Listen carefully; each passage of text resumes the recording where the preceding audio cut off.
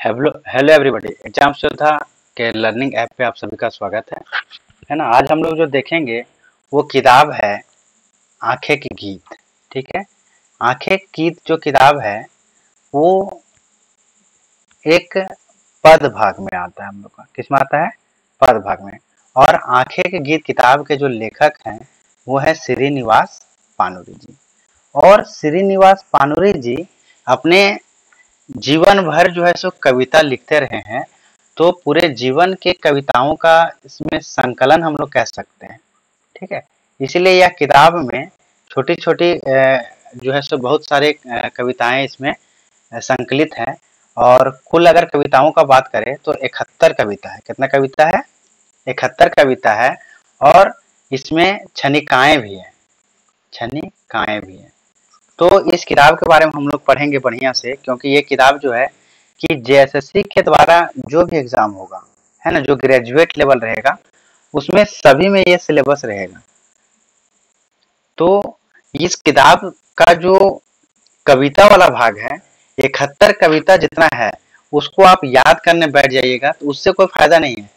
ठीक है, आपको करना क्या है कि एग्जैक्टली उस चीज को पढ़ना है जो एग्जामिनेशन में आएगा।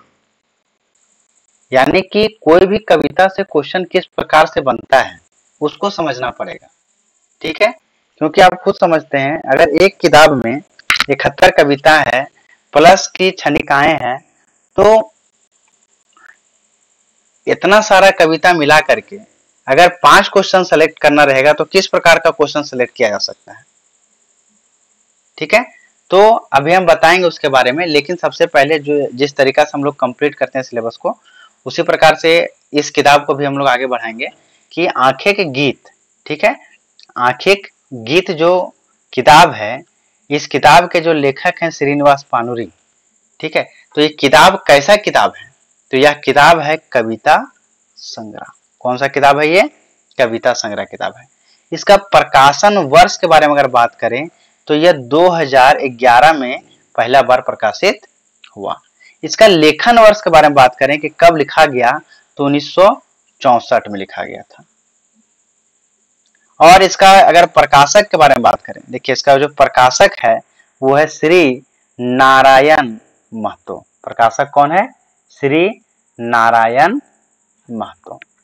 ठीक है, आगे अगर इस किताब की डिटेल थोड़ा सा और आगे बढ़े तो इसका प्रकाशन जो है वो हुआ है किसान प्रिंटिंग प्रेस, किसान प्रिंटिंग प्रेस, कल्याणपुर, बरवाडा, धनबाद, है ना। और आप सभी को पता है कि पानुरी जी का जन्म भी कहाँ हुआ है? बरवाडा, धनबाद में।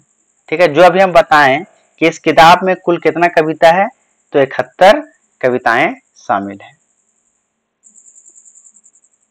अब इन कविताओं का क्रम इस प्रकार से है जिसको अभी हम आपके सामने दिखा रहे हैं। देखिए,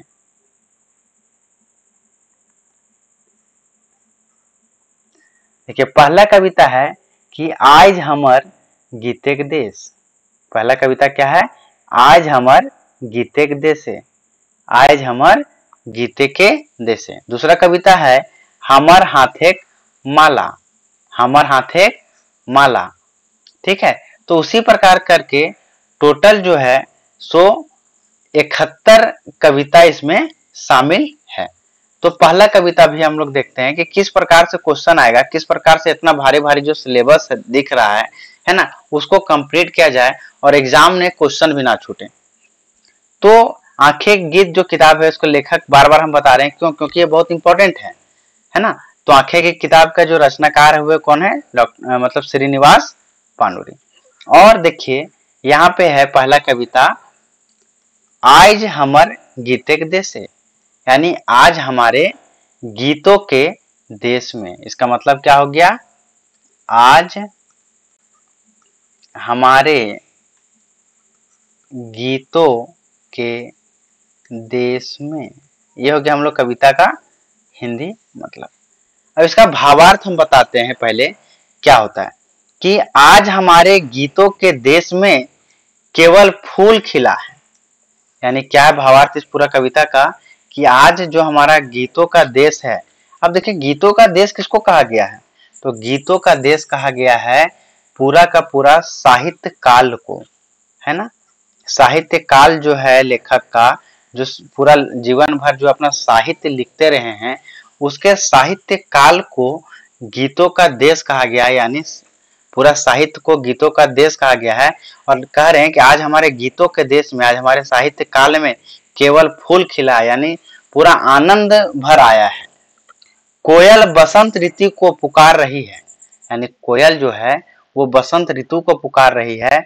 अशोक के वृक्ष पर बगुला बैठा है, अशोक के वृक्ष पे कौन बैठा हुआ है, बगुला बैठा है। हवा में जो सुगंध है वो प्रियतम तक पहुंच रहा है।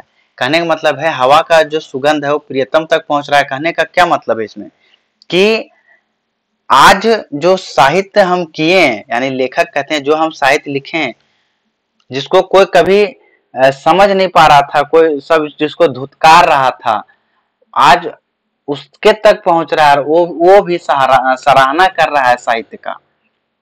ठीक है, इस बात की ओर इशारा है। इसके जिसके दर्शन के को आंखें भीग गई है, यानी लेखक कहते हैं कि जब वो कविता करते थे और उसका कोई महत्व नहीं था, लेकिन महत्व था लेकिन लोग समझ नहीं पा रहे थे, लेकिन वो जब लेखक लिखते थे तब उम्मीद रखते थे कि कोई उनका सराहना करे, लेकिन वो चीज नहीं हो रहा था। लेकिन आज एक यह समय आ गया है कि आज जो है से चारों तरफ फूल खिल उठा है, यानी हमारे गीतों के देश में, हमारे साहित्य क्रम में जो है सो केवल फूल ही फूल है। बसंत ऋतु जो है ना, वो पुकार रही है। अशोक के वृक्ष पर बगुला बैठा हुआ है, हवा में सुगंध फैला हुआ है, प्रियतम तक बात पहुंच रहा है। और ये सब चीज देखने के लिए आंखें जो है सो एकदम थक गई थी। ये है इस कविता का पूरा सारांश। अब इस कविता का अगर प्रमुख पंक्ति का बात करें तो देखिए क्या है कि आज हमर गीतेक देशे, आज हमर गीतेक देशे, यहाँ होगा फूटल। देखिए फूटल, फूटल सुधे फूल, डारी डारी पाते पाते लटकल अली कुल, लटकल अली कुल।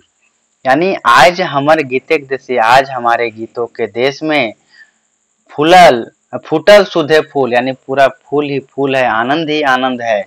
डारी डारी पाते पाते, डारी डारी पाते पाते मतलब हर जगह, है ना, हर जगह लटकल अलीकुल, यानी अलीकुल मतलब भौरा, भौरा, यानी कि डारी डारी पाते पाते जिस तरह भौरा झुंड में रहता है, हर जगह पे है, उसी प्रकार से आनंद का भाव हर जगह पे वातावरण में फैल चुका है साहित्य काल में। इस तरह से लेखक जो है सो समझाने का प्रयास कर रहे हैं। अब यहाँ से क्वेश्चन क्या बनेगा वो समझिए कि सबसे पहला क्वेश्चन पूछेगा कि आज हमारे गीतेक देशे, पहला क्वेश्चन अभी हम लिखते हैं यहाँ पे लिखते हैं, ठीक है, कि आज हमर गीतेक देशे, आज हमर गीतेक देशे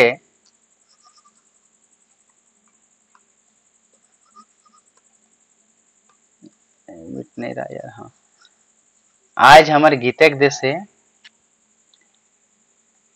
के लिखवैया, के लिखवैया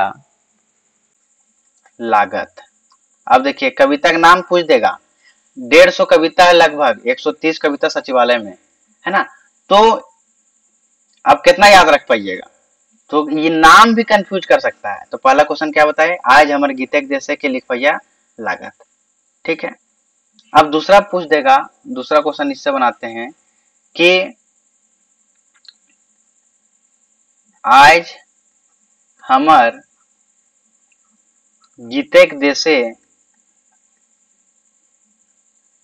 कौन किताबें उखरवल गेल है, कौन किताबें उखरवल गैल है।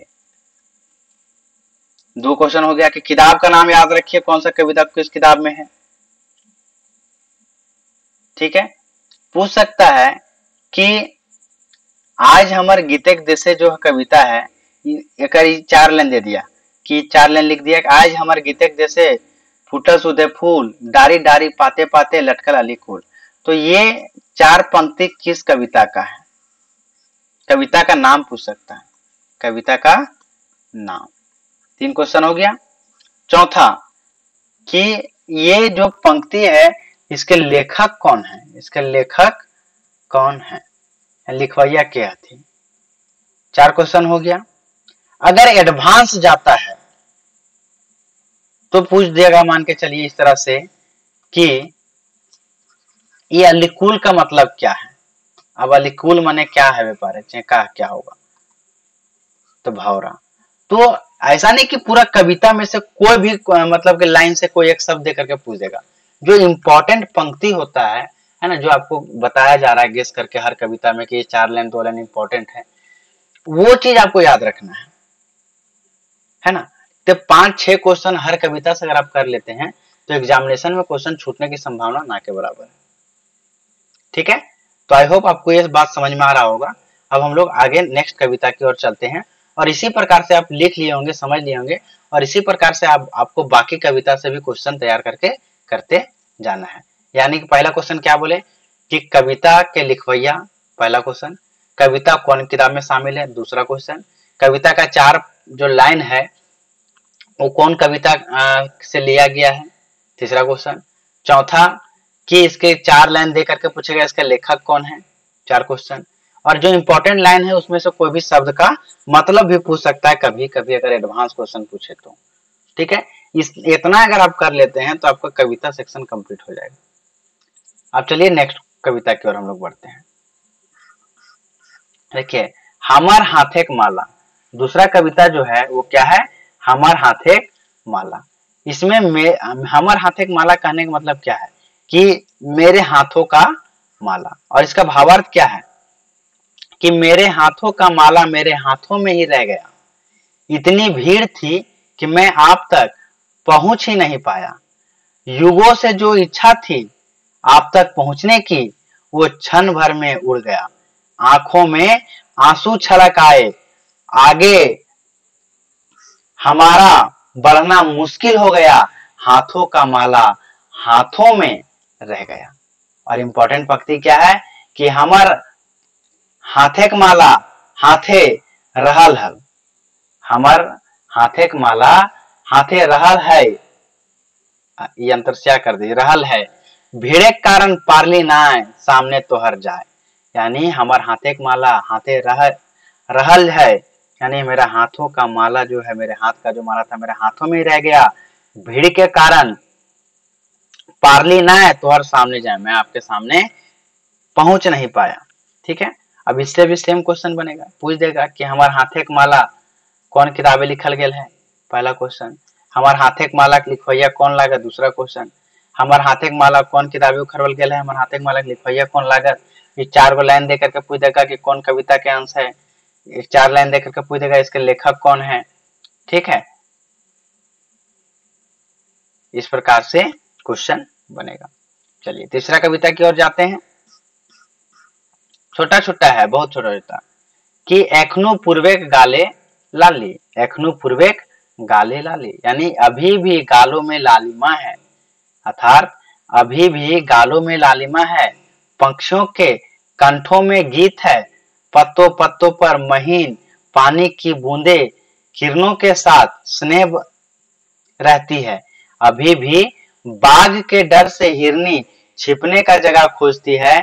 शाम में रास्ता भटकता हुआ राही तारों को देख पुरानी पंक्ति से रास्ता ढूंढता है। अभी भी, है ना, क्या बोल रहे हैं, अभी भी आदि कवि वाल्मीकि की रचनाओं को याद किया जाता है। अभी भी कुरु सभा में दुशासन जैसे लोग शकुनी का जीत का दुआ करते हैं। और इसका प्रमुख पंक्ति क्या होगा कि एखनु पूर्वेक गाले लाली, एखनु पूर्वेक गाले लाली, पंखी कंठे गीत, यानी एखनु पूर्वेक गाले लाली, पंखी कंठे गीत, पतय पतर शिशिर बूंद, है ना, पतय पतय शिशिर बूंद, कहे किरने के प्रीत, कहे किरने के प्रीत। ये हम लोग का इंपॉर्टेंट पंक्ति हो गया। ठीक है, नेक्स्ट क्या है हम लोग का चौथा कविता, घोर घोर ककरा देखे आंख, घोर घोर ककरा देखे आंख, यानी बार बार किसे देखती है आंखें, तो लेखक इसका भावार्थ क्या निकलता है इस कविता का, जो बताने का प्रयास किए कि पागलों की तरह ना जाने आंखें बार बार किसे देखती है, ना जाने किसके रूप में प्रकाशित है यह धरती, पक्षी खुशी मन से गीत गाते हैं, नदी के किनारे अद्भुत हवा है, रस से भरे पंख से मुक्त और ना जाने किसकी तलाश करते हैं। और इसका अगर प्रमुख पंक्ति का बात करें तो है कौन रूपेक अद्भुत छटा, कौन रूपेक अद्भुत छटा, फूटल नदिक बाने, फूटल नदिक बाने, ककरा जे ककर खोजे पागल अलीकुल, ककर खोजे पागल अलीकुल, रसे भिंजल पाइक, रसे भिंजल पाइक।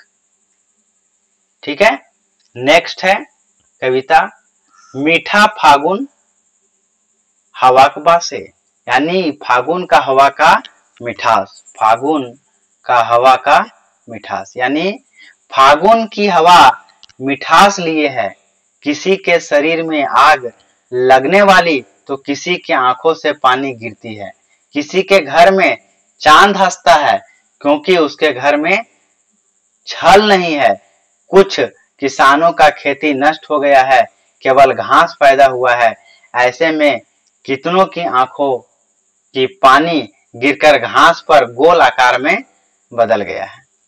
और इसका जो प्रमुख पंक्ति होगा वो क्या है, बनल ककर आंखें पानी, लोल गोल शिशिर घासे, मीठा फागुन हवा के बासे।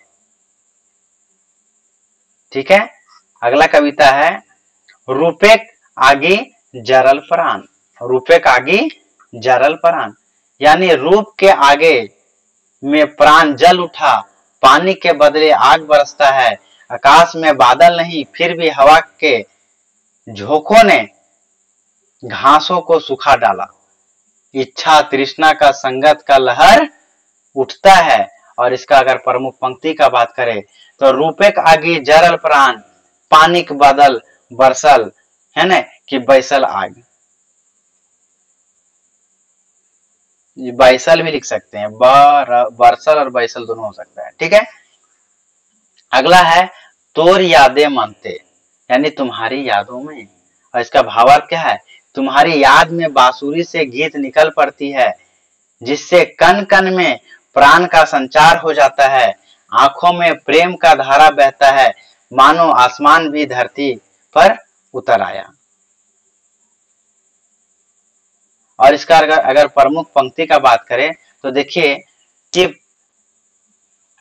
फूटे आंखी प्रेमिक धार, फूटे आंखी प्रेमिक धार, धरती नम्हे आसमान, नम्हे होगा नम्हे, देखिए यहाँ पे थोड़ा मिस्टेक है, नम्हे आसमान, तोर यादें मने बंसी फूटे गान, है ना, तोर यादें मने बंसी फूटे गान। अगला है सखी आज तोर आसे, यानी सखी आज तुम्हारी आशा में, सखी आज भी तुम्हारी उम्मीद है, इसी उम्मीद से वृक्षों के नीचे में निवास हो चुका है ना, यानी सखी का निवास कहाँ हो गया, वृक्ष के नीचे। आज भी नदी में पानी बहता है, पेड़ों पर फूल खिलता है, भौरा भी उम्मीद में है, आज भी देवी का वही स्थान है, पक्षियों का वही गान है। और इसका प्रमुख पंक्ति होगा कि आजो तोर आसे, आजो तोर आसे तरु तरे बास, आजो वह देविक स्थान, स्थान के जगह थान लिख दीजिए खोठा में, स्थान की जगह पे क्या होगा थान, पाखिक मधुर गान, पाखिक मधुर गान। अगला कविता है हम सुनले ही सुनिए डाक, यानी मैंने सुना है शून्य की पुकार, अर्थात मैंने सुना है कि शून्य, मैंने सुना है शून्य की वो पुकार जो वो मुझे बुलाता है, और ना रहेंगे घर में और ना ही कुम्हार के चाक से जुड़े अंतरात्मा से किसी व्याकुल वीरहिनी की ये है पुकार। हमेशा नए फागुन कोयल के न ये कुख है, जहां वही कोई तो है जो आंखें में आंसू भरे हमें कोई एकटक पुकार रहा है। और अगर 4 लाइन का बात करें कि हम सुनल ही सुनिए डाक, के वो हमर डाके, के वो हमरा डाके होगा, के वो हमरा डाके, आर नाय रहबो घरे, आर नाय रहबो घरे, कुम्हार चकक चाके, कुम्हार चका के चाके। ठीक है। और ये है कविता नंबर 10, करिया कजारे घर से, यानी काले काजल के घर से। और इसका है मतलब, काले काजल के घर से भले ही ठीक ठाक बाहर हो गया, लेकिन कहाँ वह साबुन है जो इस दाग को धो देगा। माया बिना माया के देश में हवा में फूल खिलते हैं, मेनका का सौंदर्य विश्वामित्र को आकर्षित करता है, जो दूसरे के हित में, है ना, जो दूसरे के हित में दहीचनी बन जाए, ऐसा दानी कोई बन पाएगा जो दूसरों को नया जीवन दे दे। वही कार्य प्रशंसनीय होता है। अंधेरा कोई पसंद नहीं करता, परंतु सुहागिन आज भी ऐसे अंधेरे का स्वागत करती है। और इसका जो प्रमुख पंक्ति होगा इस कविता का, कि करिया कजारे घर साबित बहराइल के, करिया कजारे घर, करिया कजारे घर से साबित बहराई के, है ना, करिया कजारे घर से साबित बहराइल के, कहाँ वो साबुन जे, कहाँ वो साबुन जे धोवे ये दाग के, धोवे ये दाग के। ठीक है। तो ये हम प्रयास कर रहे हैं कि कविता का जो भावार्थ है उसको आप समझिए, पहले कविता का भावार्थ समझिए, है ना। और क्वेश्चन हम जो बोले 4-4 क्वेश्चन, 5-5 क्वेश्चन इस कविता से आप करते चलिए। ठीक है। आपका किताब भी कंप्लीट हो जाएगा और कविता भी कंप्लीट हो जाएगा और क्वेश्चन एग्जाम में नहीं छूटेगा। ठीक है। नेक्स्ट वीडियो लेक्चर में हम लोग आगे करते हैं। तो thank you all to attending this session. अब मिलते हैं हम लोग बहुत जल्द नेक्स्ट वीडियो लेक्चर के साथ। Thank you.